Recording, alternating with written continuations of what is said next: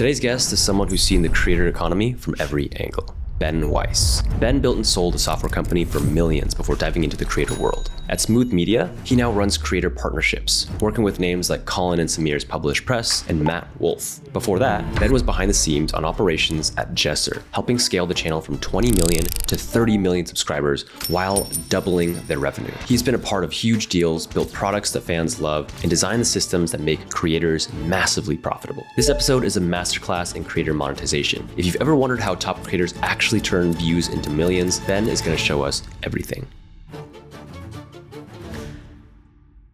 Why are creators so poor? I think creators are so poor because creators are a combination of like media entities and entrepreneurs, both of which are like not very well monetized, not very well revenue generating things in our society, where you've got some big winners in media and some big winners in the world of entrepreneurship, but a lot of people who are just like, you know, hustling and trying, but not really making a lot. Could be like the top 1% in the industry, and the rest are just fighting for scraps, right? It's not even necessarily fighting for scraps per se. I think the creator economy is starting to like eat more and more of the economy in the sense that creators are marketing vehicles for businesses. And if you have a voice and a mouthpiece, you're going to be able to promote and have a leg up on other businesses that don't have that, you know, going on. But at the same time, more and more people are also trying to make content and trying to be creators because there's no barrier to entry. Anyone can just get going with it.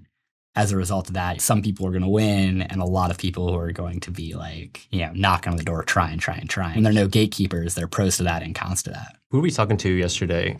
Our friend Jason, he also runs a YouTube channel. He's been in the creator space for a while. He's trying to pitch his idea to VCs and get funding for it. He said that it is literally a 1 in a million chance to get funding from VC if you're a creator business. Really? If you put that into perspective of how crazy that number is to be successful from funding, but I feel like so many creators are still flocking into this space. So like, how does that even work? How do you not be poor then if it's a 1 in a million chance of even being successful? I think the first place is if you're a creator flocking into the space, it's like, what is your niche? Your angle, what is the thing you're going for?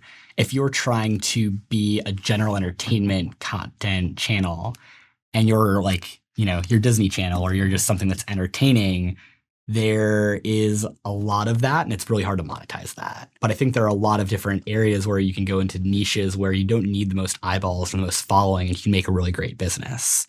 Even if like what niche you pick also dictates how good of a business you're going to have. And so you can be in the health niche, super crowded space, right? And so it's really hard to make meaningful money and to like break through as a health creator, even if you've got the 1 million followers, the 1 million subscribers, whatever it is. Now let's say you're in the veterinary space. How many people are creating content in the veterinary space?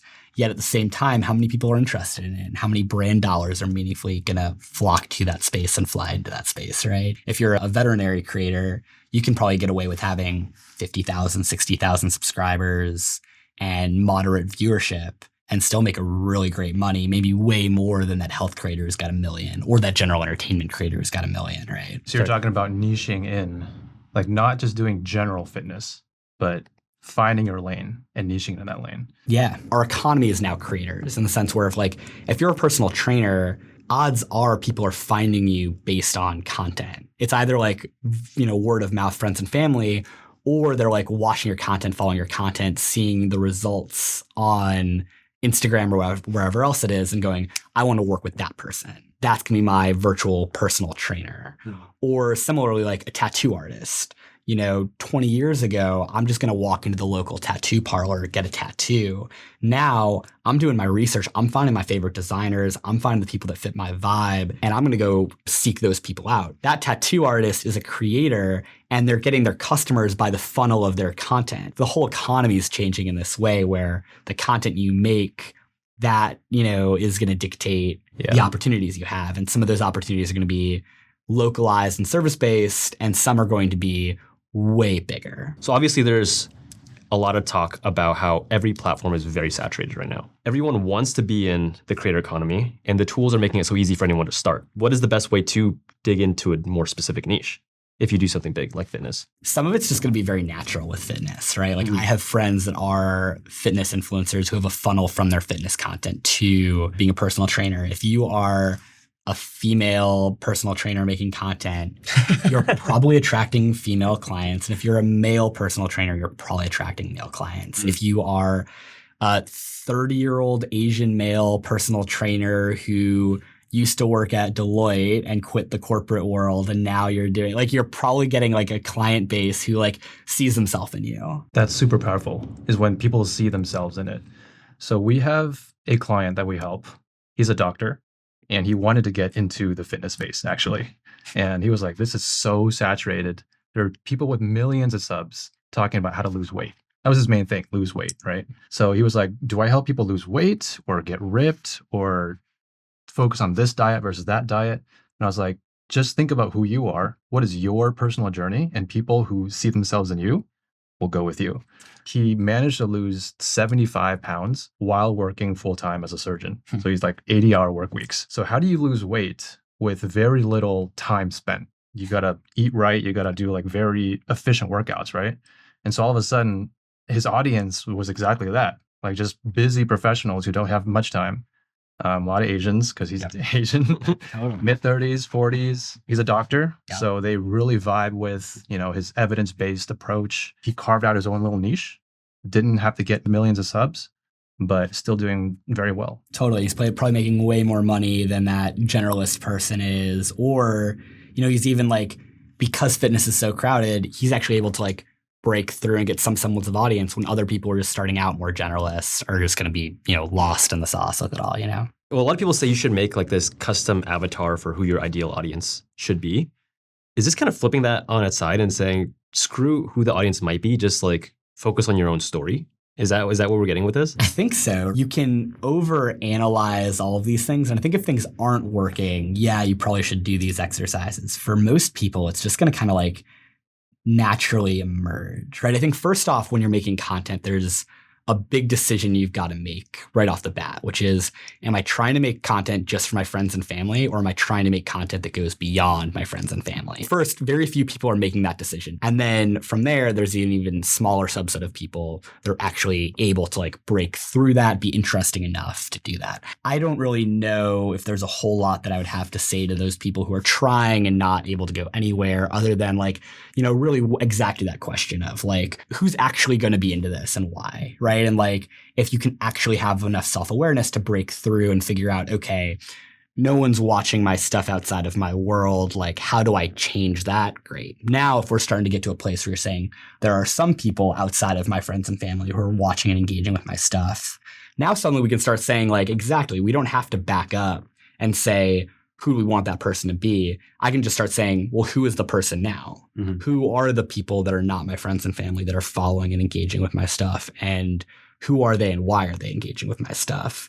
And that picture can, become pretty clear. And then we can just kind of like double click and lean into that. Yep. And, when you have that leverage, that's an amazing, amazing place to be at. But I'd love to move to the operating stuff since this is kind of your domain of expertise. Why do creators need operators? For several reasons. I think one, to allow them to do the thing that they're best at and is actually driving like revenue and eyeballs, which is them creating content. If they can trust that that is freed up and they can just focus on content, then that's going to like unlock so many things. So many creators, they can start off by doing content and then they find themselves in the weeds managing people and things, and they have less and less time for content and taking meetings and all of that. Then suddenly like viewership goes down, you lose the thing that made you special to begin with. I think that's one. I think two is operators ideally can manage people, can take a lot of the work and the headache off there and can also help you scale. It's really hard to find, I think, the right operators and then the right operating partners. But if you can find the operators that are really good, that you can trust, that can bring in awesome people, that can solve your problems, you go as a business gets so much better and easier. What qualities do you think an operator has? What is their like an avatar in the business? Like what is that personality like? So much, I think, comes down to how they think and their taste and how they relate to people. The decisions that an operator makes will wind up like steering every facet of the company. It is strategically, where do we go next? It is, who am I deciding to bring on? It is, what's the next role to hire for? Do I say, yes or no to this opportunity that's come inbound, right? Ideally, you're going to have someone the creator can just trust to make all of these types of decisions. How they think is the difference between the business staying stagnant or the business finding cool new opportunities to chase after. Taste, I think, comes down to like, what is your taste in people and opportunities and branding around decisions that we're making, around like taste in like the right people that we're saying yes to bring into the orbit. And then there's that kind of like third element. Relating to people. Relating to people. Yeah, I think just like having quality people skills. And I've seen that just, so much within businesses as well. The operators who don't treat people great. And as a result, you either have poor culture, people leave, you don't attract great talent. Businesses are just a combination of people. And so someone that can really multiply that and both like bring in great people and treat people well. You need a business degree to be an operator in a creator company? Not Or is at it more all. like you have experience in the creator economy. Yeah, I mean, I think that's a tough thing with the world of operators is you've got some awesome operators that I know in the space that are 22 and 23 and don't really have professional experience before. But I would say like that person's awesome. That person's a total killer. Right. And then you also have those people who are 22, 23 that identify as operators that don't have any like experiences. We're also just terrible and the worst, better friends with the creator. And so like, and if you like put those two people up next to each other, it's not easy to necessarily say based on their experience, like, well, this person's a yes and this person's a no. Similarly, you can have the person that has the buttoned up degrees and the experience. And, sometimes that person actually is really good and can drive it. And sometimes they aren't. It's a really hard thing when it comes to sussing out an operator is how do you find the right person when it's a lot less quantifiable than a really good editor where I can judge their content, or a really good marketer where I can see how is the performance here. It's the dynamic of the artist and the operator. Yeah. Right? The creative and the entrepreneur, or the director and the producer. This is something that we've leaned into a bit more this year, I would say, than any other year that we've been doing business. And it's actually been such a big benefit. Because for a long time, Mike and I would just try to be the same person. We kind of just try to do both at the same time and be both of them. But like having actual separation was huge for us. And it naturally just came from our personality. I lean much more into like, I just want to make cool shit. I want to make good content. I like art. I like music. I want to like make a vibe. Mike actually worked as a doctor, as a hospitalist for several years.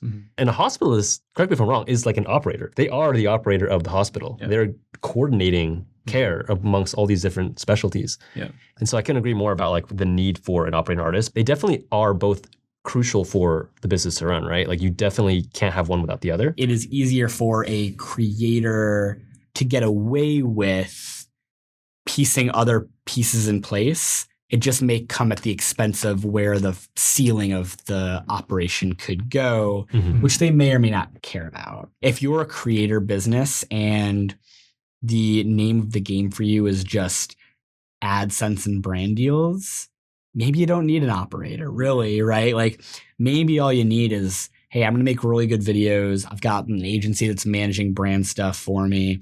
I'm going to make videos and great. Now, that's like not really a business though. Now, if we're going to say, hey, I want to turn this into a business, like Jesser is making more money right now on products than on content. If we're saying, most other creators in his fields are just making money on content. If you're just making money on content, maybe we don't really need to think too much about an operator. If we're trying to build up like a business that goes beyond, hey, AdSense and some brand deals, maybe now we're actually thinking about an operator meaningfully. I always have this thought. Many nights I go to sleep and we work long hours right now. We're working a lot. After like a 12-hour workday, I'm exhausted in bed and I'm just thinking about the future. In 10 years, am I still going to be making videos? Am I still going to be waking up to film myself, at my desk talking about, I don't know, Notion or some tools like that? And I feel like a lot of creators who maybe are in the situation you're talking about, making good AdSense now, maybe you have the brand deal thing flowing, but like, is this what you want to do for the next 20 years? We have a term in our business, we call it, are you creating a durable business? Is this something that's going to last 5 years, 6 years? And then eventually, the dream scenario, I guess for us and for a lot of companies, I'm sure, is that you start monetizing and productizing and it overtakes this dancing on the camera, being an entertainer, in some sort. But it sounds to me like the operator is the key piece to make that transition happen. For the most part, there's the rare creators that, have the it Yeah. and can kind of figure that out without. But I think for the most part, it is an operator that can really kind of push this from you're on the content hamster wheel to... It's exhausting, man. It's exhausting. There are three types of kind of like creators, right? There's one end who I would say is kind of like the professional athlete type of creator who they are making so much money that they're going to be able to retire and have the money tucked away where they're good, right? Like they're off the hamster wheel because ideally they're making way more than they're spending. They're stacking cash. And at some point they're just going to get tired of making content and it becomes a choice they can make to step away from that. Yeah. That's to me the professional athlete, right? Who like made their millions and is retired by age 28 or by age 30 and now can like kind of choose where they're going to go after. And then you've got on the flip side, right? You've got those creators who content is a marketing funnel to a successful business they're able to set up. And they've launched said successful business off the backs of, to start with, content, but now they've got this business running and humming and they can kind of like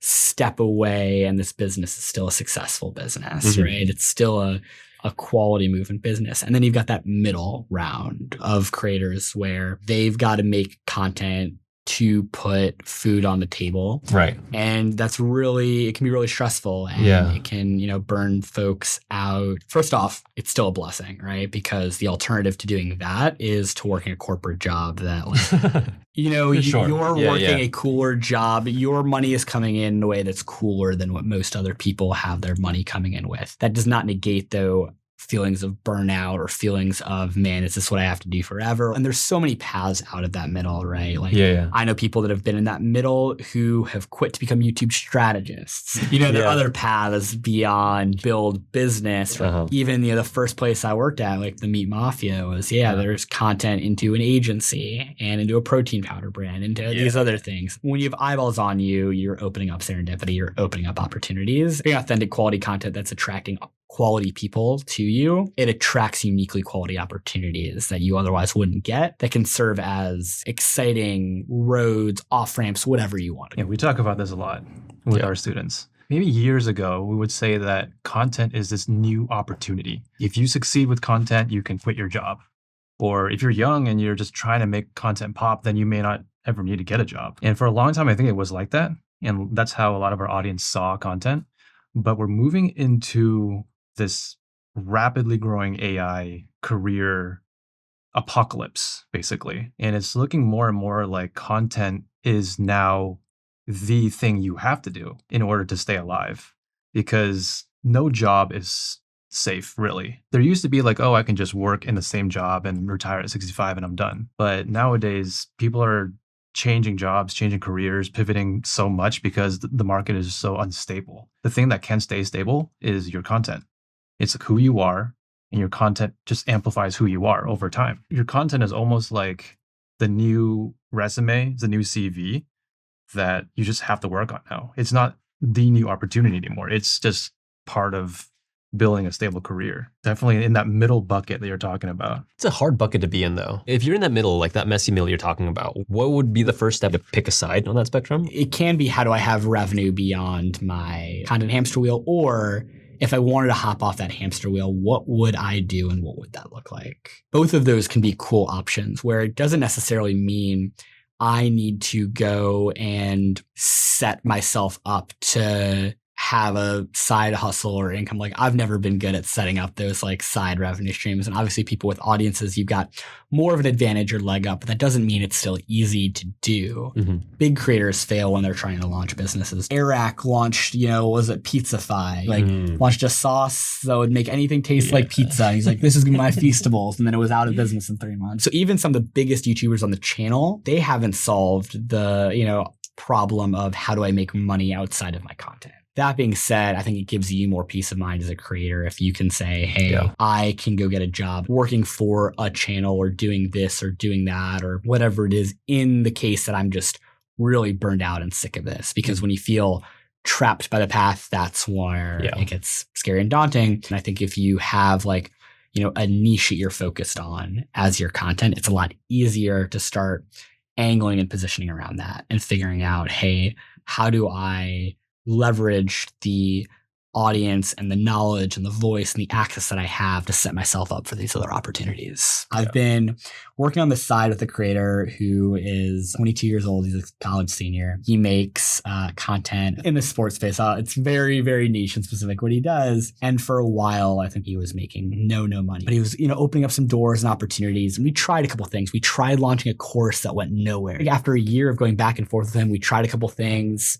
He got, some brand stuff here and there, but nothing meaningful. It came to, hey man, let's just keep focusing on content and trust that serendipity is going to happen. Things are going to compound, good things are going to happen. And then, the TikTok sports rewards program starts hitting, gives them 10K a month. And then this happens and this happens and this happens. Yeah. And now 2 years later, here's a kid, he's 22 and still a senior in college. And he's making probably 15K a month while he's still a senior in college, when for a year and a half ago we were really struggling to figure out man, I'm making nothing. Is this even viable for me to do post college? And so again, where we're at there is all right, now you're making 15K a month as a 22-year-old and you're spending nothing. Yeah. You're now kind of in that Michael Jordan path, right? Yeah. For his lifestyle, for where he's at, he can start stacking some cash for a little while. So much of it too, it's you can really stress yourself out trying to make it happen tomorrow. But by staying in the game, focusing on the right things, being in the right area, views tend to compound and the financials tend to compound. It may not happen overnight, and that's okay. To succeed as a creator, you just have to master delayed gratification. You just got to really hold out and just keep putting stuff out there, because eventually it works. For us, when we started this, we just started making content. No expectation about where this is going to go, what this could become. 2 years into it, we're oh, wow, this has become a thing. First year, 0 revenue. Second year, I think we made $4 on YouTube, something like that, And then all of a sudden it can click just like that. But at the same time, you do need to have a good plan and a good strategy for everything. Totally. So if you're this messy middle here as a constrained creator, and let's do 2 examples, an entertainer, educator, what would you say is how would you map out? You're the operator, you hop into their business. You're all right, let's get you from, you're doing 100K a year, but you've just crossed 6 figures. How are we going to get you to $1 million? What would be the steps that you would walk through? If they don't have a niche, it is really hard. Okay. If they are just an educator or just an entertainer, it is really, really tough, right?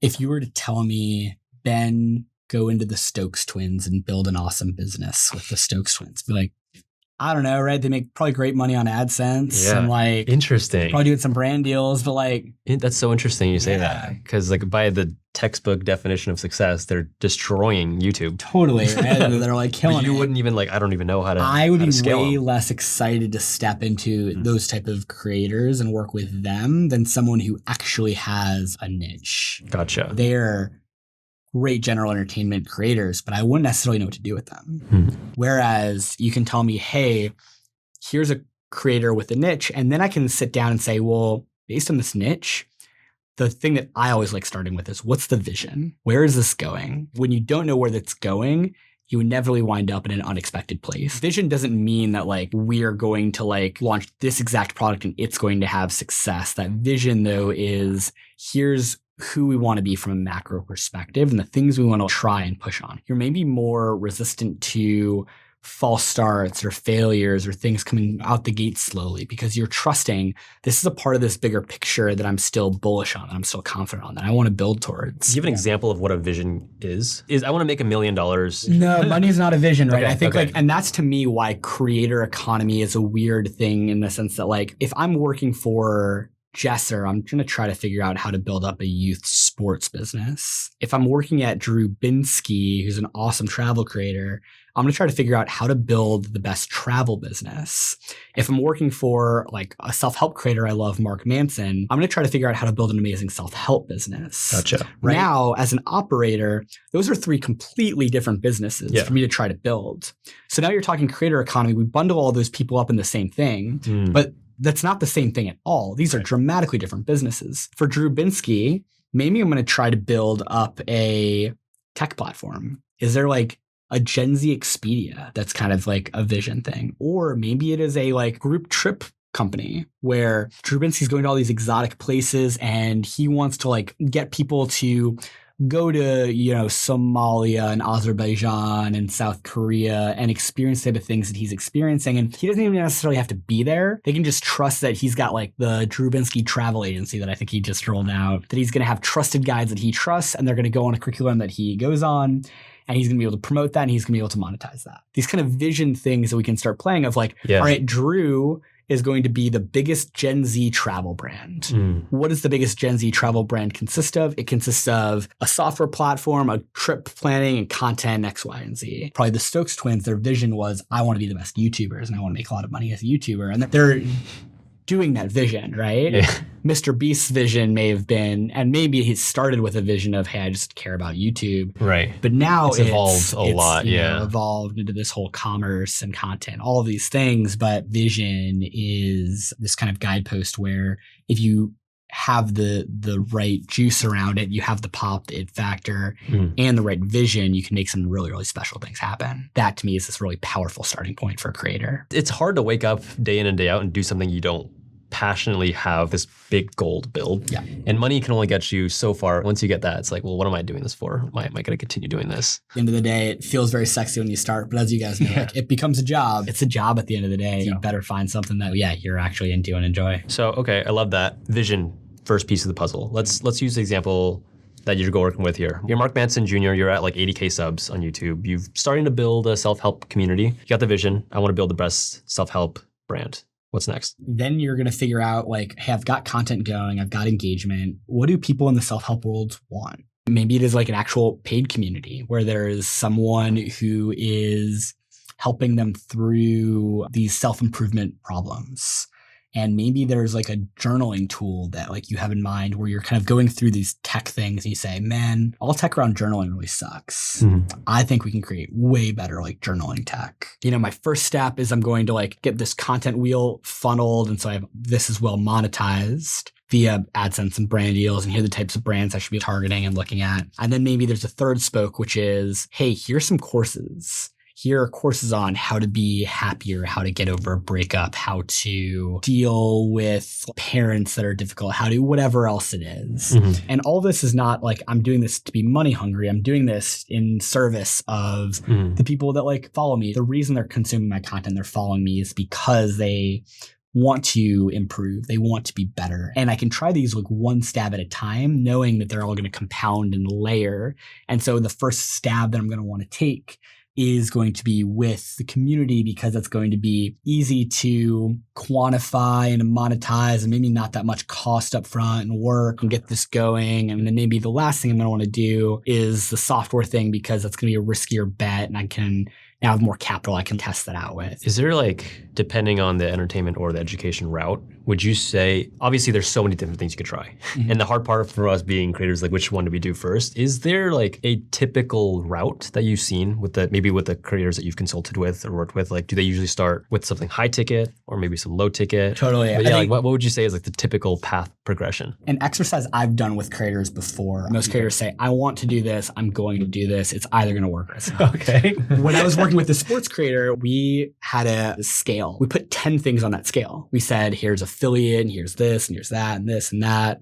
And with all of these things, we're going to rank them. And whatever ranked, out of this like 40 or 50 point scale or whatever ranked highest, we said, hey, let's try that first. So whatever is going to be the combination of like easiest to get off the ground and, make sense for our audience and have the highest upside and blah, blah, blah. We put all those into a funnel. And then we were saying, here are the 10 different things and here's how they scored. And this is the one to like try first based on that. That's such an operator workflow to do it. No, I freaking love it. I mean, like very analytical, very algorithmic. It's so clear to help you make that next decision because otherwise you'd be like, what the heck do we do? But I love having some framework to follow. That's great. You were telling that person you were helping to keep your eye on the ball though. Like you just got to focus on making your content good. Like, there's all these shiny objects. Like I can do a course, I can do a book, I can do a SaaS. Like there's so many things you can do. But if your content slips, then all of those opportunities are gone anyway. So content needs to be locked in before you start exploring these? Totally. And I think that's a thing that I always like to highlight with the creators first and foremost. The business stuff comes after you have the systems down for content. You know, it's like if you're posting once a month, don't start talking to me about let's build a business right now. It's more like, all right, how do I get you from once a month to once every 2 weeks?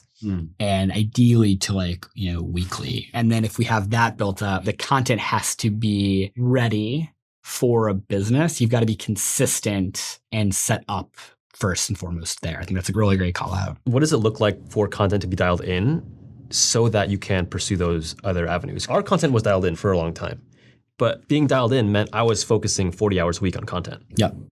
There's zero bandwidth I have to try to start exploring these other opportunities. But the content is locked in. So what would be that step to get past that?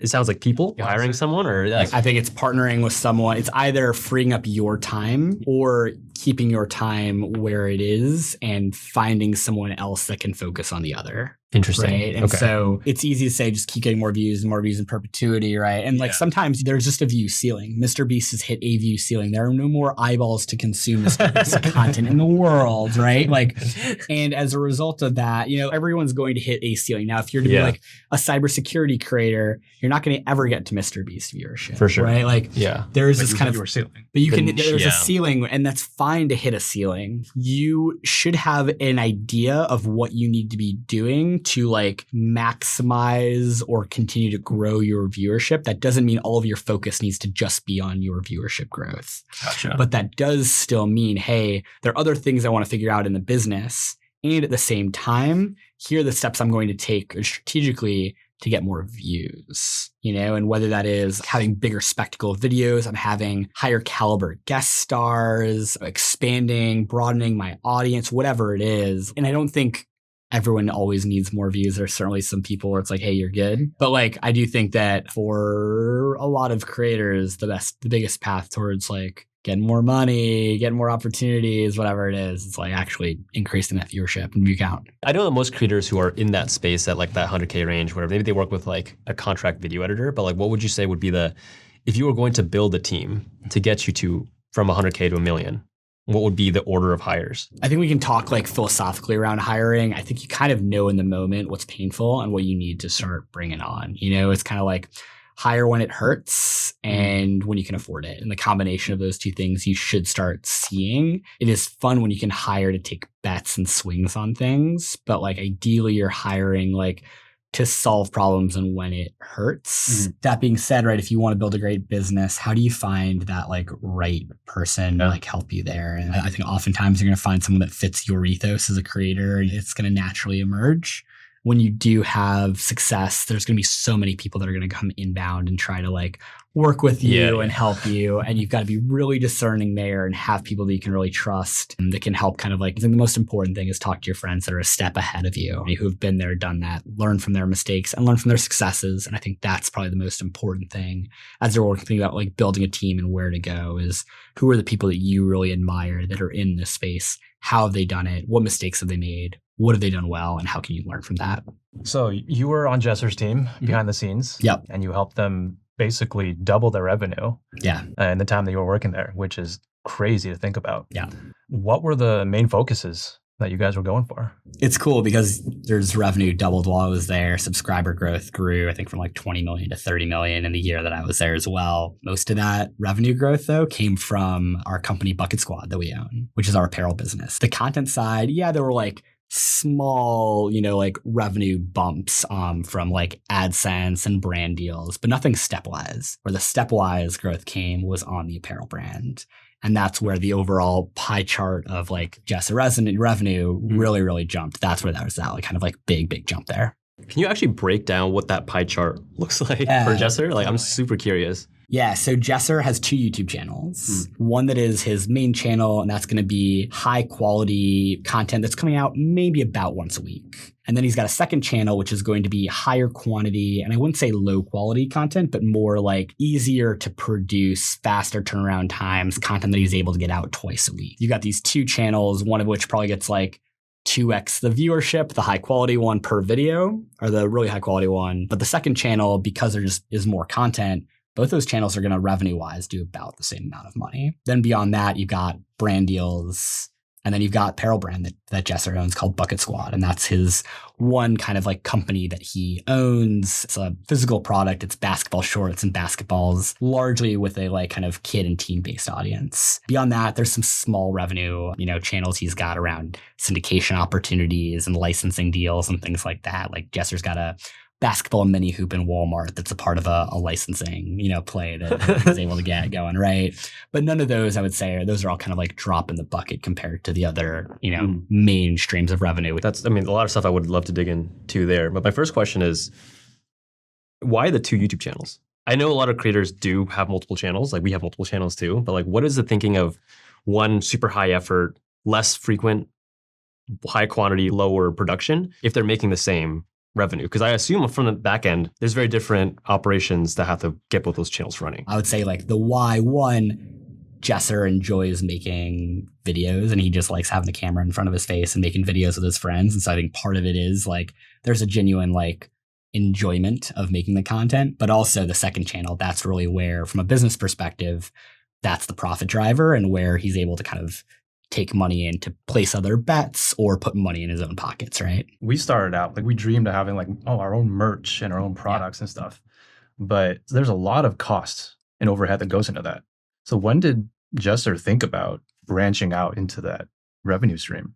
He tried partnering with other people. It was kind of like a low cost, hey, to have t-shirts with the brand Bucket Squad on it, or it was some kind of like lower cost thing. It wasn't probably until 2022 when he got in touch with this guy named Garrett James, who's the founder of a really cool sportswear, streetwear brand called Ryoko Rain, which is really popular with professional athletes. Jesser reached out to him and said, hey, I really love your product. I love the quality. Can we team up together and co-own this business, this brand that I've started informally? It's, not doing great, but like with the quality of your product and the quality of my distribution, I think we can really make something happen here. Things just compound. And so it started off doing all right. And then it made more and more and more money. And now, as of, a couple months ago, they're sold at Dick's Sporting Goods. And it's like a very like legitimate, brand in this kind of basketball apparel, sportswear, streetwear space. I think a lot of creators, they want that kind of overnight success with this. Bucket Squad's probably been a brand that Jesser's had, I don't know, since he was 17 or 19. And then he probably formally launched in a more legitimate way at age 22. And now at age 26, it's a like meaningful business. Could you talk about how big each team was? Like you were talking about brand deals versus their own apparel versus AdSense, which I guess is views. Like how big were the teams in each department? Can you kind of break that down? Totally. So YouTube channel number 1 was probably like 12 to 15 people full time. YouTube channel number 2 was probably like 10 to 12 people full time. There were 3 people that were full time on like short form and social. And then there were probably like 10 people on the apparel team, maybe another like 6 people on the business and operations side. In total, like a 40 to 50 person business, which is crazy all for like a 26-year-old YouTuber to have as an operation. So it was really cool to just kind of be on the inside of that machine and see how a YouTuber of that size and scale really works and operates. Yeah, and how much of that was in person and how much of that was remote? Probably 2/3 of that was in person. Editors were all remote and a lot of people on the apparel team were remote, but almost everyone else was in person business. Yeah. So we're talking like this is like an actual big company. It's a big company. It's a meaningful company. Totally. Super funny, like telling my parents or grandparents or their friends, like what I'm doing. It's like, oh, cute, a little YouTuber. It's like, no, this is a 50-person company. Like this is with HR practices, 401k and healthcare and all of these things. Is it okay to talk about numbers, like actual numbers? Things I can say is that Jesser is an 8-figure business. And this is the first year where the apparel business revenue is higher than the entertainment side of the business. Wow. And so for the first time in 2025, Jesser's making more money on products than he is on the content. So if theoretically, if he were to stop making content completely, what do you think would happen? So that's tough. I think one thing with apparel in particular is it's a way more finicky space. You hear about a lot more exits in like the CPG worlds where like this candy company or this protein bar, this, soda pop or whatever it is sold for X amount of dollars. You really don't hear that in apparel. And a reason for that is apparel is very based on how cool and trendy it is. Yeah.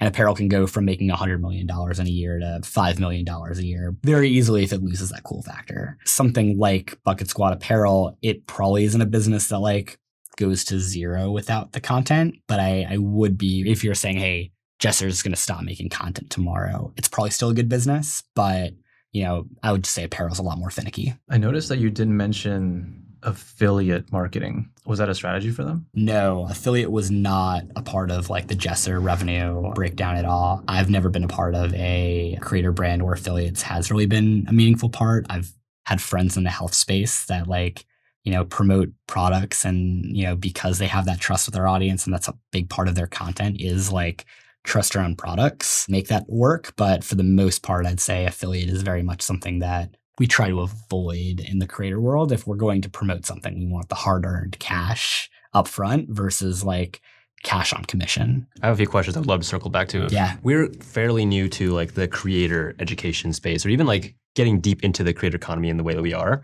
And all the learnings I've gotten for the past like 2 months, going to conferences, going to events, talking to partners and friends, is that partnership is everything, like just working with people. And I thought it was really interesting what you said about how Jesser made Bucket Squad come to life. It was through someone who already was building a cool product, right?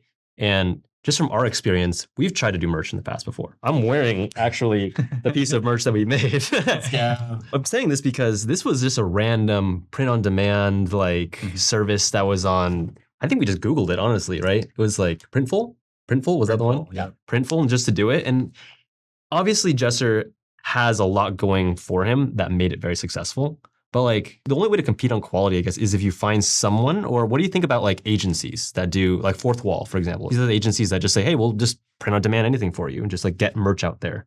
But like, what was the actual key to success for why you think Bucket Squad actually took off? Yeah, I mean, I think Bucket Squad took off because it's actually a quality product. I think too many YouTubers focus more on, hey, I've got audience, I can just throw together a product and put that out there. And now I'm going to have success. Yeah. And even people that are really, really big, that'll help it sell its first one. But what's getting people to like come back and to repeat and to get outside of your world and your orbit? Too much, I think, YouTubers are just overly rely on, well, I've got a brand, I've got distribution. I'll just slap my name, my brand, or I'll create something and promote something. Those fizzle and fade. It's very rare where you can have best-in-class product and best-in-class marketing, which creators have. Combine those, that's where you really have something special. So what would you say if you are a pro creator or you're a creator who gets decent amount of traction in distribution, how do you even go about finding that person who's building a good product? Or should you try to build that product yourself? You should have an operator. And whether that is someone that is explicitly in your industry or you're able to use a recruiter or connect with organically that is an awesome operator, I think that is really, really meaningful because there's too much that goes into like making a strong product, whether it's physical or digital, that like a creator is not going to have like the time, the expertise, or like should they be putting their time or expertise into? Like they're too good and too important at making content. How do you find those people? I think either, one, your niche, your industry, and you're able to talk to the best builders in that niche industry. Or I think there are awesome recruiters that are pros at placing people and know like what to look for and who to look for and go. And then the other thing there is like, you also should as a creator be willing to like meaningfully compensate those people and give them meaningful ownership and equity stakes in order to like attract the best talent to, help you build these meaningful things that can really take off. We've been talking about this a lot. We think that live events or live meetups, any form of interaction where you show up as a creator for your audience is going to be huge in the future, especially since AI is coming out and it's really easy to just replace the human experience with AI. I think the creators that will win are the ones that lean more into the live. Tell us about your experience with live events. Yeah, live events are really powerful. With Jesser, I helped launch our first foray into the live events business. So when I was there, we did a 4,000 person basketball event at an arena in the LA area where Jesser and his high school basketball team or AAU team competed against another big AAU team by another creator. And then we had kind of a celebrity creator game as well. Later on, I think a month or two later, Jesser wound up doing a basketball camp where he had 2-day camp and had, kids that were paying to spend the day like just having fun doing the challenges they enjoyed seeing in Jesser videos and just doing them with Jesser and his friends. And that was a really cool, powerful experience that deepens fandom and really deepens that kind of loyalty and community and following. Both of those events that Jesser put on, I think, were pretty high cost and weren't amazing moneymakers. I think now, like, you do them repeatedly and you scale them out. Like, first events are probably not, you just don't want to lose too much money on first events. And then you're able to kind of like figure out how to, piece those together and ultimately make them more profitable over time. But not as many creators have the sauce for live events, like have actual fandom and following to pull people outside of their computer screen. What do you mean the sauce? Right, like people at scale really care enough about this creator to go and see them live. You're saying through like the brand, the content itself? Or do you mean like translating? People care enough to show up. It's like TikTokers who do meet and greet. Yeah. We often see like their booths are pretty scarce versus like a YouTuber who comes out. Did you know going in that it was not going to be super lucrative? Yeah, we knew going in. I think the reason we did that was more Jesser wanted to make a video out of it and, do something fun for the fans. And I think there was also, hey, can we like test the experience of what would it be like for us to do this event, have that internal experience, but it was never more like much of a, wow, we're going to make stupid amounts of money on this. It's going to like really meaningfully be a positive thing in the P&L. I mean, I can imagine people who attend, they're all taking selfies and meeting creators and sharing it on social media. Massive brand building play. This is something I would love to pick your brain about quickly. YouTube just announced some big updates, as you may have seen. Ones that they spent quite a bit of time talking about was YouTube Live. And I honestly think right now, like I know Gary Vaynerchuk has spoken about this, or he's been preaching for a few years now that like live shopping or live streaming or live something is going to be the future. Like now that you've held a live event, what kind of complexity does that bring in to the whole mix? Like you were mentioning earlier that sometimes there's 60, 70 people who show up for a filming day. Now you're bringing in an audience of like 4,000 people or more. I'm thinking about shows like American Idol, they have those rooms of people who are like behind monitors and like watching the board and all that stuff. Like, is that even feasible, or like should that be something that people try to do for their brand? I think we didn't do it not because it wasn't feasible for that event, but more so because like we thought that would lead to less viewership of the like well-produced video that we were going to put out, because people could just have seen the score, seen the results, or watched the game and wouldn't have as much like purpose or why to like watch the actual YouTube video. And so as a result of that, we made the decision not to like live stream, because the purpose of, Jesser doing the event was to make this YouTube video. And if we were live streaming that, it would have come at the expense of viewership on the well-produced YouTube video. I think there are some creators, like, it's hard to be everything and do everything. You've got to pick your spots and pick the things you're like, who you are and what you're good at. And so I don't necessarily think it's a trend that every creator needs to hop on per se. Yeah, so it's like a whole nother leg of your operation you have to build out if you wanted to do those successfully. Totally. And you're also got to make a trade-off of, hey, this comes at the expense of the thing that we know we do and do well. When you joined Jesser's team, what were the gaps that you saw, or like how did you strategize that doubling of income? Like, what did you see initially? Like, oh, like there's a missed opportunity, or like, how did you decide what to do? I think in business in general, right? Like the things that happen now are based on decisions that were made like 2 years ago, and the things that are going to happen 2 years from now are based on decisions that are made today. And so I think a lot of the like seeds for that growth were planted by decisions that were made operationally on the apparel side. When I was there, content grew a little and money from content and the media side grew a little, but really the growth was on that apparel side. And that was,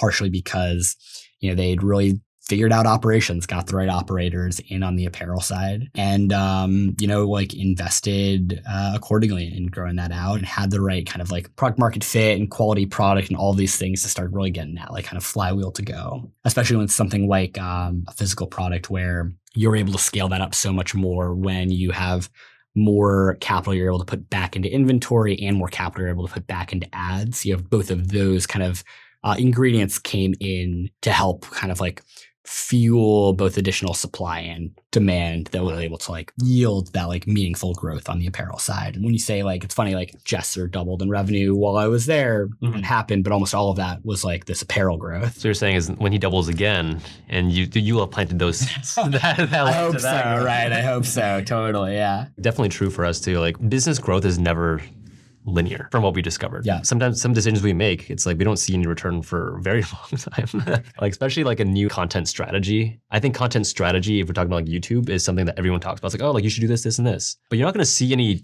difference until like 5 or 6 months. Maybe a year down the line. It's like, oh, now that content strategy that we started doing is starting to take effect.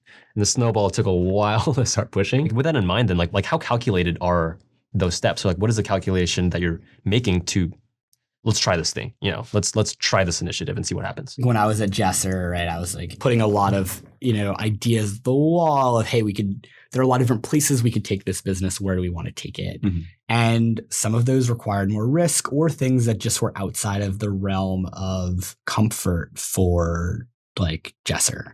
And so the place that Jesser wants to be is he wants to be a really great YouTuber who makes awesome content and also uses his fandom and following as a funnel to promote great products that he has, some of which he currently has and some of which may be coming in the future. But there are other places that he could have taken things that we talked about, that we chewed around, that we floated, all of which would have had maybe different ceilings for where they could go, but also maybe different likelihoods of where you could have gone to get there. But a lot of it comes down to Jesser's founder. Jesser owns the Jesser business. He can make a decision on what feels authentic to him and where he wants to take things. Yeah. Jesser is not Mr. Beast, who's got, billion-dollar ambitions and conquer the universe hunger, right? Like they're different people. They're different creators. They're different entrepreneurs. You can kind of like do this strategy and say, hey, here's some ideas of where you can go. But then a lot of it is you put that out there and then you say, hey, creator, what feels right for you? What feels authentic to your brand? Where do you want to take things? And then based on that, great. I'm glad we've at least like explored all these options and we've kind of covered it all. And the different like trade-offs and opportunities and routes. And now we can really focus on the place that you want to go. Yeah. You have a super unique perspective because you were on the entertainment side of YouTube, working with Jesser. Now going over to the education side, YouTube. A lot of YouTube is still entertainment, right? Correct me if I'm wrong. Got a lot of gaming channels, a lot of entertainment-based content. But education is super underrated. Smooth Media deals with knowledge creators specifically, right? That's the word? Yeah, knowledge creators is what we call them. We represent knowledge creators, so people that make content about tech, AI, personal finance, business, entrepreneurship, cybersecurity, space, things that are both entertaining and educational and make you smarter and learn something through the content. It's funny because are we educational? Yeah, but we're not Khan Academy. We're in that kind of overlapping circle of entertainment and education. Educational / knowledge / info-based content. Why does Smooth Media focus on that? Part of it is the origins of the business. So the business came from 3 people who were on the founding team at Morning Brew. They spun out about 4 years ago and started off, I think, being very bullish on newsletters as a business, right? They came out of the morning world. They immediately started the Published Press with Colin and Samir. They started running a bunch of other newsletters. Those tended to come from people who were making smart content. Over time said, you know what? The best way for us to make an impact operationally with our creators is to also drive revenue to our creators. And so I think as much as they tried to resist being a talent agency or management agency for creators, that's ultimately where the business went. We're now a management agency for knowledge creators in this specific world and niche. There are a lot of things that are advantageous to that. Part of it is creators in this niche can just make so much more money compared to the number of views, following, and engagement they get than creators in pretty much any other. And so I think the combination of this is a very rich niche, combined with the fact that when you own this niche, you can also you can own the creator relationships, but also own brand relationships there, allows for us to have be very focused and targeted and provide an amazing value and service to the creators that we represent and work with. Yeah. I mean, not to say that it's all about money, but I want to know more about that. What is the biggest opportunity right now for knowledge creators? Well, right now you just have, especially in this world of AI, you have tons of these AI companies that have raised stupid amounts of money that are all competing for eyeballs in a world and, market share in a world where all this stuff is developing and changing so rapidly. And there are going to be some winners that emerge and some losers that, fall by the wayside. Naturally. And so when you've got these companies, these AI companies that have raised stupid amounts of money and are trying to acquire users flooding their money into the creators we're working with because our creators are targeting their customers. They're willing to spend really meaningful dollars around acquiring those eyeballs. But like you can say that for AI companies, you can also say that about a lot of other well-funded or high-margin B2B businesses or software businesses or finance products, things like that. The like Wealthfront is competing with X, Y, and Z other tool, and they want more people to use them for growing their finances and these other tools. We've got the financial creators who are speaking to these, oftentimes white collar workers who have large disposable income and are likely to use these services and softwares who they can just uniquely get their brand in front of by partnering with our creators, putting dollars behind our creators to, promote their content. I think I understand what you're saying. Are you saying that knowledge creators have more opportunities for partnerships with specific companies that were going to make more money? There's more they can demand higher dollar amounts. Yeah, I totally agree with it, but I've said this a lot to Mike, that I think every business is an education business. Like every business should have an educational component, because otherwise what is the message that you're trying to give out to the world? You're educating somebody, your audience, about something, right? And that something should help you solve a problem or change your life in some way. It sounds like the knowledge creator or the knowledge channel you're talking about just has a much clearer thing that they're trying to help people solve, right? Is that why they can command higher dollars? Yeah, and it's just also like who is watching their content compared to who is like watching other, pieces of content. If you're talking who is watching Mr. Beast content, well, it's a lot of people. Yeah. But he's getting 200, 300 million views on a video. What percentage of those are American viewers? What percentage of those are kids? What percentage of those blah, blah. And so maybe you've got some white collar knowledge workers who are in that mix that a big brand wants to get in front of, but it's probably a small percentage. And it's probably not a great use of their funds to say, hey, I'm Salesforce and I'm going to sponsor Mr. Beast video. Even though maybe there's some people who make sense. Whereas on the flip side, if you are, Salesforce and you see this is a creator who's creating content just about sales, and all of the people that are watching content about sales, we could probably assume are people in the sales business and industry. I'm going to then go ahead and say, this is probably a pretty good place for me to spend my dollars to know that the people that I'm putting my brand in front of are the right people, are actually going to care, or actually going to be persuaded by this message and may actually act on this. Yeah. So let's say that a new creator joins you and starts working with you.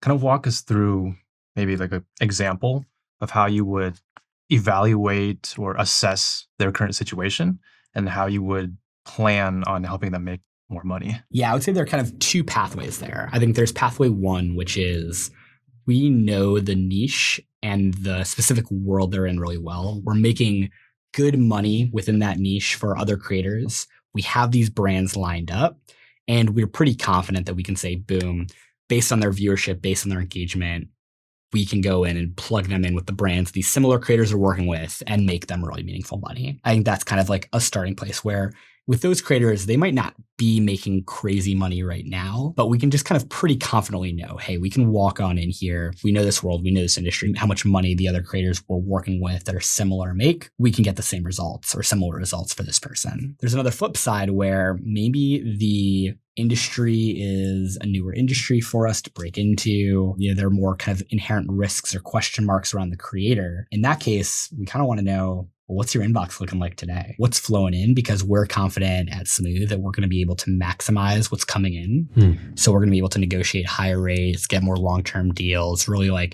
do just better than what the creator is going to be able to do just based on their inbound. But also the inbound's a good signal to say, is there really interest here from people? Our target is we want every creator that we're working with to be making $200,000 a year. There are going to be a lot of creators, right, who short of that threshold. And so we're going to be pretty discerning around, hey, can they make $150,000 with our support year one? And by year two and beyond, do we think there's, kind of $200,000 of revenue potential with them? And if so, let's bring them on and let's go. And we're going to be able to answer that question in one of two ways. Either one is, we know this industry, we're confident there. Option two is, yeah, we don't necessarily know the industry, but based on what's inbound, what's coming, we've got a good sense that we can make this happen. So that $200K per year, does it matter what that revenue breakdown looks like? Or are you guys just looking for any business that can just float 200K? We're going to make our money on brand deals. Okay, so you're looking at creators who are making 200K per year from brand From deals. brand deals, yeah. Specifically brand deals. Because as an agency, we're not touching your AdSense. We're touching things that we're selling into. Gotcha, because you guys are going to take a cut from that 200. Yeah, exactly. I see. Not to make this like a coaching session for us or anything like that, but we actually recently started posting again on our channel, Koi. This is a knowledge channel. Our target audience mostly has been students, and students are poor. The brand deals that we're getting, or like the inbound, we get a lot of inbound still. A lot of it is like AI tools, study, note-taking tools like that. From you guys, what are the brands looking for like low ticket sales, I guess, for like subscriptions or stuff like that? Like, why would they want to invest meaningful dollars into, I don't know, poor market, I guess? They don't as much, right? And so I think one thing, right, was like we do have some of our creators who are creating content in the tech world, but for entry-level tech people. Hey, break into tech, break into cybersecurity, career advice. We do try to steer those creators away from those like topics and try to like, get them to talk to and have audience around a more mature, established professional. When we first started out, we thought brands just wanted views. It's like, that makes sense, right? The more views they get, the more customers they get, right? But so then what you're saying is that's not the full picture. What are the metrics that they look at? Views matter, but I would say it's views combined with positioning. If you've got the right positioning for a brand and their audience and a strong number of views, now we're really talking. Now we're really exciting and interesting. Kind of break that down. What's positioning? Who are you and who are you speaking to? It's like me being able to simply and easily discern and say, this is exactly who this audience is, and what type of content this person's creating. And an example is one of the creators I'm working with. Their biggest following is on LinkedIn. It's 20,000.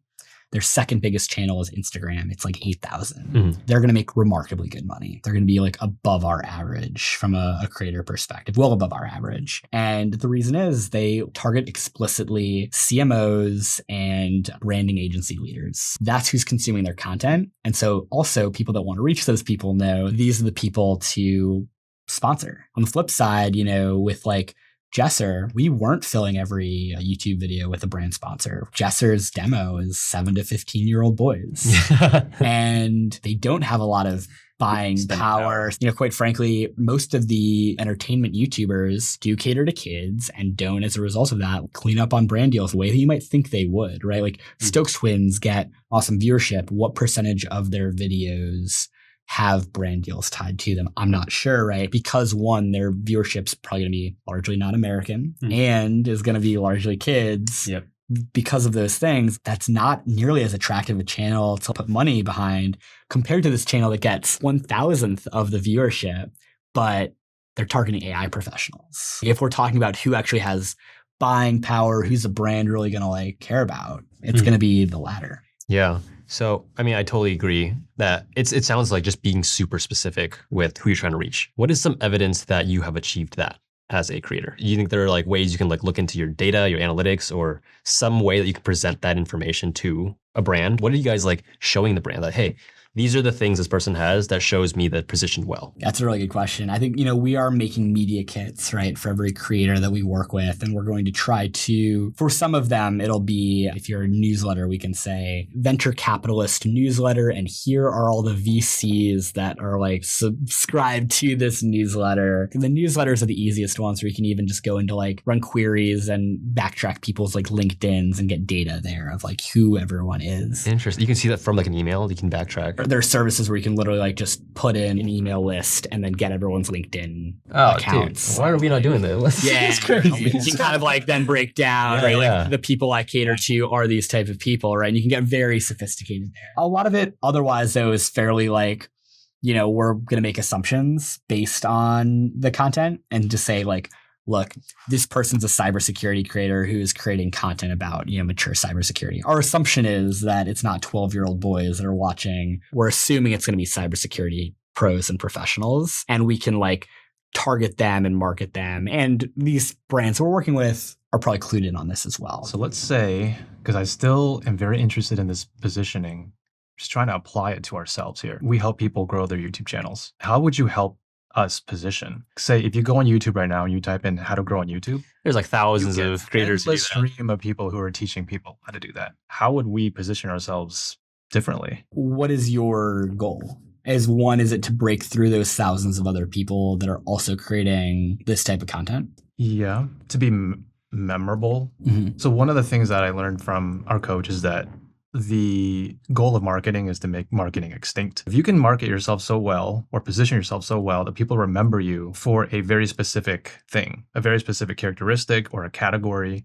like, oh, they are the YouTube teachers who do specifically this, or they are the YouTube teachers who are brothers or something. How do you think about making us different from all these other YouTube educators? So much of those types of things, I think you can strategically guide, but I think a lot of that has to come from within the creator. I think sometimes those questions can be like, hey, I'm 5'11", I want to make the NBA. And it can be like, I can't sit here and say to anyone that you're going to like, you just need to work on that shot, man. Like sometimes that is the answer. Just work on that shot, put those reps in. Sometimes it's just like people either have it or they don't, and like there are things they can get better at and ways they can position themselves and lean in. But like not everyone can be Mr. Beast and everyone can be the number one in their world and industry. And a lot of people are going to ask those questions of how can I be? What if there's a channel that comes to you and it's not really optimized? Do you have an example of a channel that came to you that's not very optimized? Like, how did you help them turn it around? Usually when channels come to us on Optimize, we won't explicitly work with them, but we will say, hey, let's stay in touch. There are a lot of creators who are really talented who are full-time creators, but that doesn't necessarily mean they're right for us or big enough, or we see that they've got it. At this point, we at Smooth have enough pattern matching where we can know what's working, what's not, why things are working, why it's not. Sometimes it can be really hard to give that feedback because so much of, what people create for content is so personal and so much has to come from internal. We're giving feedback around, hey, your brand sucks or your content's not that differentiated, or you know what I mean? Like it is unlikely if they're not doing it without us that we're just going to be able to provide some feedback that'll allow them to like meaningfully step up. I think that's a big thing that I've learned being in this industry. I thought it was going to be easier to make people work, make people pop, make people hit. And I think I've seen that like as an operator, business person, someone on the outside, I can maybe have like a 10 to 20% impact on where this thing will go, but not just this kind of stepwise change. At this point, I've got enough friends who are YouTube strategists. I know all the right people that can press all the right buttons, and I can plug people in with the right experts on various things. And hopefully, those things will help X amount or Y amount. But I'm not going to be able to take someone from like, this isn't a viable thing for them to like, wow, they're making a lot of money and they're a full-time creator who's having a lot of success. So much of that has to come from within. Yeah, I remember you telling me about a case that you were trying to figure out. And she basically had like over 1 million subs, like probably close to 2 million subs. This is on Instagram. She had over 1 million followers. And the content was just not connecting for some reason, or the content was just not favorable to brands. Yeah. No, I think in that situation, the name and the brand was mismatched from the industry in a way that was confusing. The content was maybe deemed a little, corny or not optimal from a brand's perspective. But, the creator was looking at it and saying, hey, I've got all these followers and I've got solid viewership and engagement. Why am I not getting the same deal flow or opportunities that these other people are getting? Those are really like tough discussions and tough conversations because so much of like the type of content, they grew their following based on really figuring out strategically, okay, you really want this, you're hungry, seem like you're coachable. Now let's figure out how can I get you to maybe change that branding around and make this big identity shift around everything you've kind of established your whole creator identity around. We're going to restructure that. And now we're going to start experimenting with some new content angles to like make this content pop and viewership with audience, but also hopefully make this more attractive to brands. And if you're going to push back on that, then maybe we're not right to work with each other. If you're open to listening and understanding like, hey, yeah, I've gotten it this far, but there's still some gaps, like, great. Well, then like I'll listen and trust you. But so much trust has to come between me and that creator for them to be able to like listen to me and to be able to trust me on things like a name change, a brand change, a content strategy, direction change, all of those things. And so a lot of that comes down to like earning the respect and building up the kind of like trust and credibility with the creator there. When we were first starting out trying to get our own brand deals, I was told that we should be negotiating our own brand deals and not having anyone do it for us. What do you think about that? Our agency makes all of our creators more money than they would make without us. That isn't always universally true. I think there are even things that before I didn't come from the agency side. I came from working internally and working where I was like frustrated by agents who I didn't think were like serving us as creators or my creator brands well enough. And then came into the, side of an agency where now it's my responsibility to make sure that like we're not giving our creators those same experiences. The agency I work at, we're negotiating higher rates for our creators than what our creators are going to like be able to negotiate themselves. We're also able to like play a good, nice little like good cop, bad cop. The creator can be the nice guy or the nice girl, and we can go in and say, no, this is what needs to happen, or you broached the contract, or this isn't in the contract, so we don't have to do this. We don't have to repost this content because you already approved it, whatever else it is. We get to be the people that are gonna like flag down invoices on your behalf and chase down money and do all the paperwork and the contracting. And there are all these types of things that like meaningful for like someone else to handle who's not the creator. Beyond that, I understand why they'd say, hey, don't have someone else manage that, because they're probably going to feel really transactional on your behalf, or maybe they're less likely to do what you're able to do, which is build long-term relationships with those people.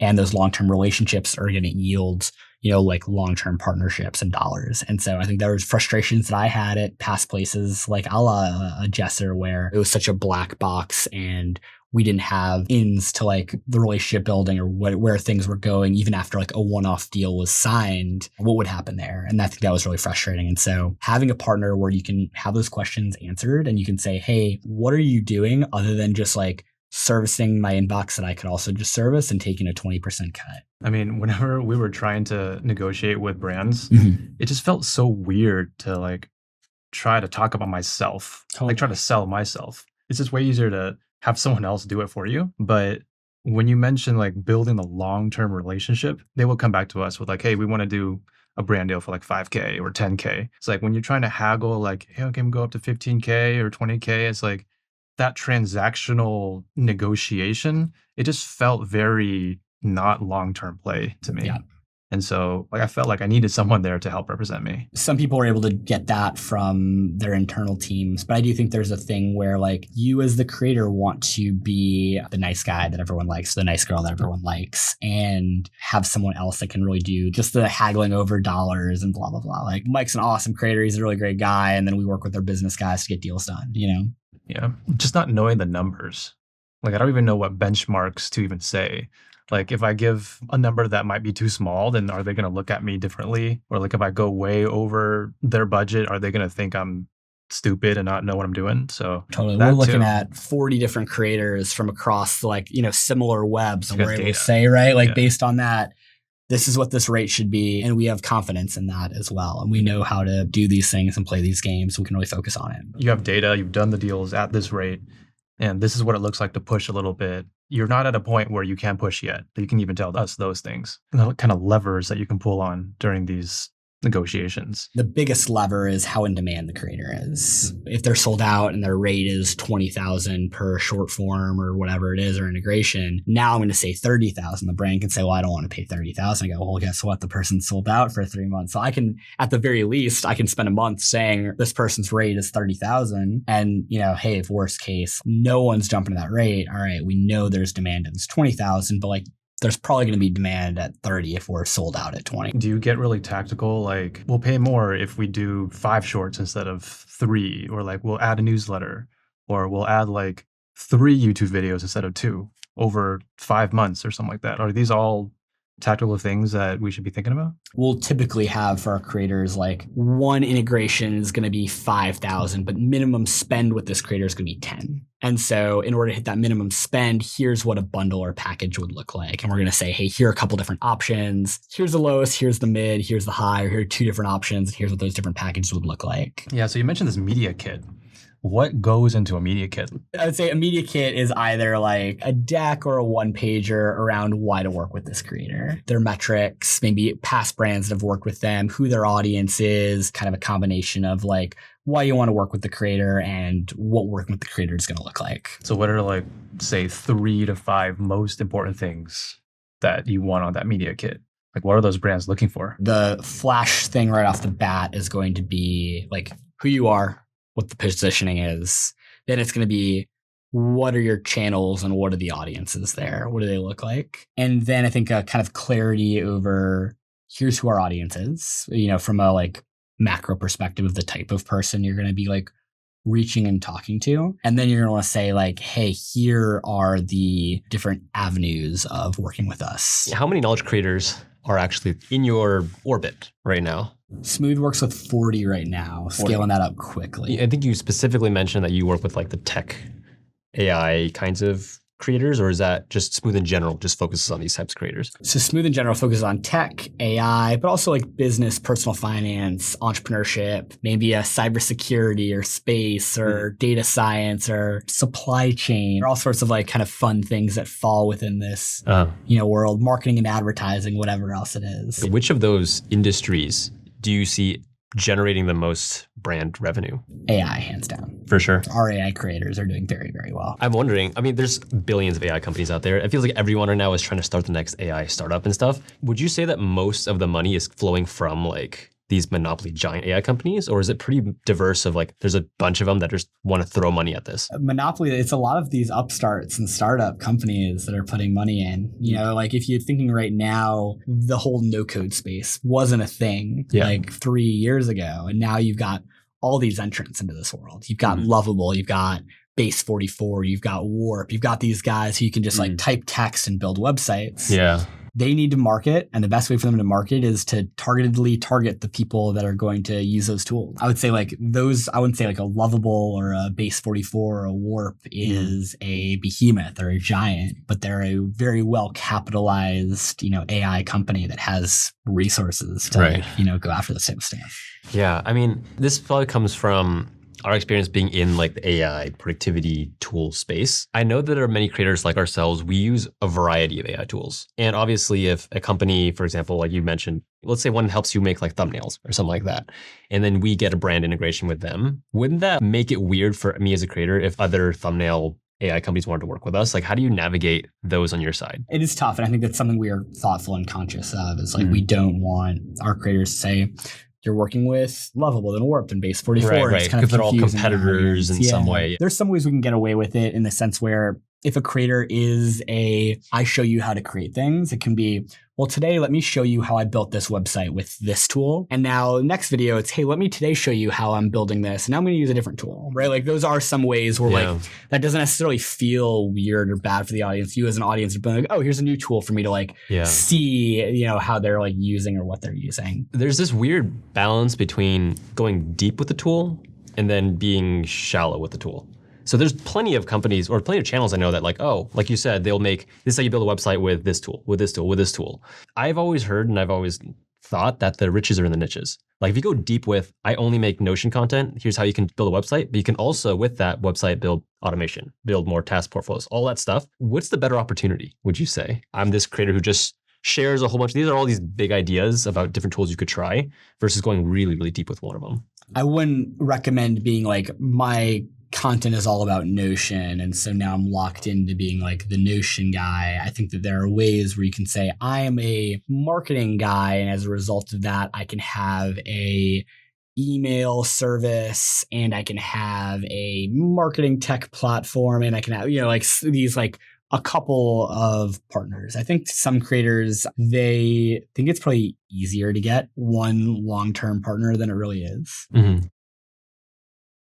If you are in a world, as long as you're not like, I'm Notion guy and that's all my content, you should be able to have like enough things of like, this is one thing that is a part of my stack, and here's a different thing a part of my stack, and here's a different thing a part of my stack. Mm-hmm. And I can like talk about all of these tools because like there are only so many tools are going to be direct competitors, and it's unlikely that like those happen to be the only tools you can talk about, right? Like odds are there's going to be a tool for this, a tool for this, and a tool for this that you're going to be able to like talk about in different ways. We found from our audience that when we have flipped to, we do Notion, but we also, let's talk about this tool. There is backlash. It's like, oh, what happened to the first tool? What happened to Notion? Like, well, what happened to those guys? Maybe going back to your point that as creators, our connection with our audience is so important to us. Anything that tarnishes it in any way is scary.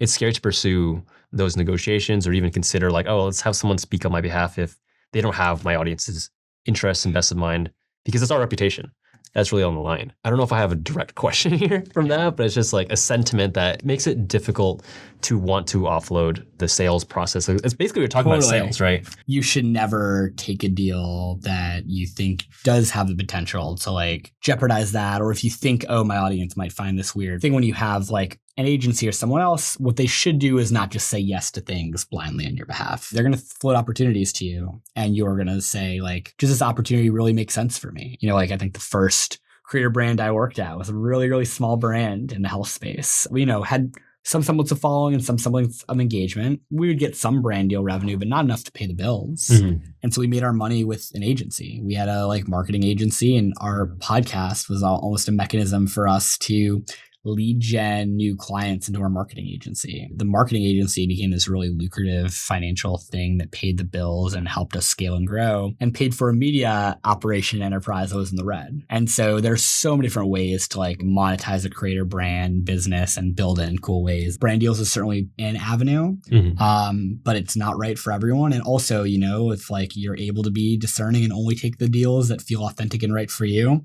that's the ideal, beautiful spot to be in. For sure. All the learnings that I've had for the past couple months, I just know for sure that we have not been putting enough effort and energy into brand deals. And so ruthlessly, we're going to make this a big focus for the rest of this year and next year for sure. If you look at the data from the creator economy, most creators make money from brand deals. Well, knowledge creators do you think have more opportunities for different kind of monetization? Or is that just a result of the type of content that they make? They have more economic opportunities. They're more likely to have a $400,000 a year corporate job that might be more uncomfortable for them to give up while they're also having a content business that's bringing in $200,000 to $300,000 a year. Now that my day job is making more, or the content's making more than my day job, I'm going all in on this. A creator making $200,000 on content, $400,000 at a day job, they could say, well, it hasn't beat my day job yet, right? So there are all these other factors where consulting rates can be higher, the agency rates can be higher. There are all these ways where they're just more likely to have economic opportunities that can go beyond brand opportunities for them. Something that you mentioned that was really useful that I think we're going to try to do is you mentioned just kind of mapping out the transformation that the knowledge creators helping their audience with. For us, for our first channel, studying to get better grades.